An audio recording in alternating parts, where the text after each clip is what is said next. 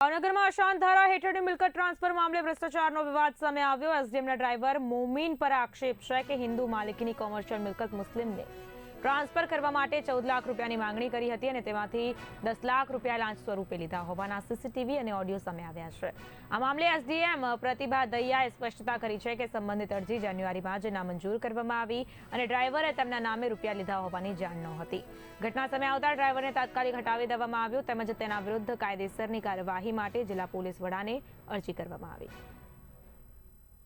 मिली कल दिन में मुझे फ़ोन आए थे जब हमें पता लगा कि इस तरीके का कुछ चल रहा है और शाम को जो एक वीडियो मेरे साथ शेयर हुआ सोशल मीडिया के थ्रू, तो उससे मुझे पता लगा कि वो मेरा ड्राइवर जो है, मेरे 2 ड्राइवर हैं, उनमें से एक ये भी गाड़ी चलाता है, दूसरा गाड़ी चलाता है। तो ये ड्राइवर किसी थर्ड पार्टी के साथ किसी फाइल में उससे मांगनी कर रहा है पैसे की। वो ड्राइवर का नाम क्या है जो जिसमें ये बात जो इस ड्राइवर जो वीडियो में दिख रहा है, इस ड्राइवर का नाम मोमिन भाई है।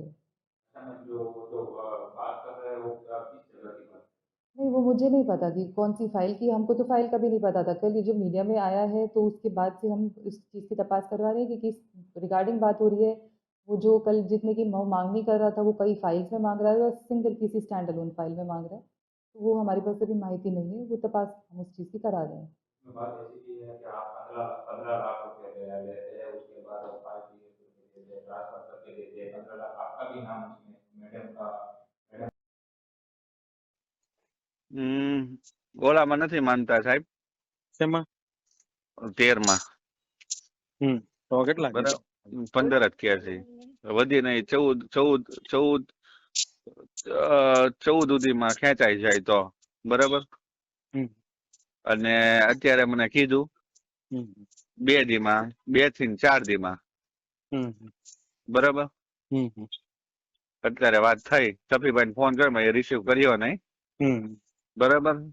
તમે ઓકે કરો, પેમેન્ટ આવી જાય હાથમાં એટલે મને કયો, એટલે હું લીલી ઝંડી આપી દઉં એટલે 2 થી 3 દીમાં ઓર્ડર કન્ફર્મ થઈ જાય। બોલો ઇન્શાઅલ્લાહ ઇન્શાઅલ્લાહ। અત્યારે મને ઘરની મેડમ ની ઘરની બહાર જ ઉભો છું। મેડમ ને હવે એજાણ આવી ગયેલા છે બરાબર। એકવાર પકડી લે છે ને એટલે કરવું જ પડશે, તો સમીભાઈ ને ખબર છે। તમે મારી વાત હમણાં હજી પ્રતિભા મેડમ ને પૂછી લ્યો એક વાર કે 2 દીમાં થઈ જાય તો હું આજે વાત કરું, નકર પછી આપણો ફિયાસ્કો નો। હેલો હા સાહેબ, અત્યારે થાહે? 12 છું। હા હા, સાંજે જાઉં છું મેડમ ને લેવા, એટલા માટે આપણે એને અઢી તો તમે આપો હોય ને કે આ બીજા અઢી આવી ગયા, પહોંચાડી દીધા મેં। હા બસ એને કીધું તમે ટેન્શન નો લ્યો ને કે આવી જાય યાર। એમ નહીં, આપણે યાર એને વાત કરી હતી કે એને હું એમ કહું છું કે મને હા એમ ખોટું ન બોલો એને કે 4 લેવાના બાકી છે હવે, એને કે આપણે આ ડિસ્પેચ કરશું એટલે તમારા પૈસા આવી જાય। એવું ડિસ્પેચ ને આપણે વાત જ નહોતી કરી, ભાઈ મને યાર તકલીફ પડશે મારી એની યાર। તમે નહોતું તમે ખાલી કાઢો ને ત્યાં હું તમને પૈસા આપી દઈશ યાર, તમે સમજો ને યાર। અરે સાહેબ, તો હું આઢી માટે તમને ન ઉભા રાખું યાર। મારે નથી, ખમ્મા જેવું નથી સાહેબ યાર। તમે વાત તો કરો, એવું હોય તો મારી એને વાત કરાવજો યાર। એમ તમે તો પહેલા આપણે પહેલું કામ કર્યું ત્યારે જ ન વાત કરાવી દે સાહેબ તમારે। તમે મને કીધું તમારા ઉપર ભરોસો રાખો, હું કરાવી દઈશ। હા હા, પણ તમને હું ક્યાં ના પડું છું યાર।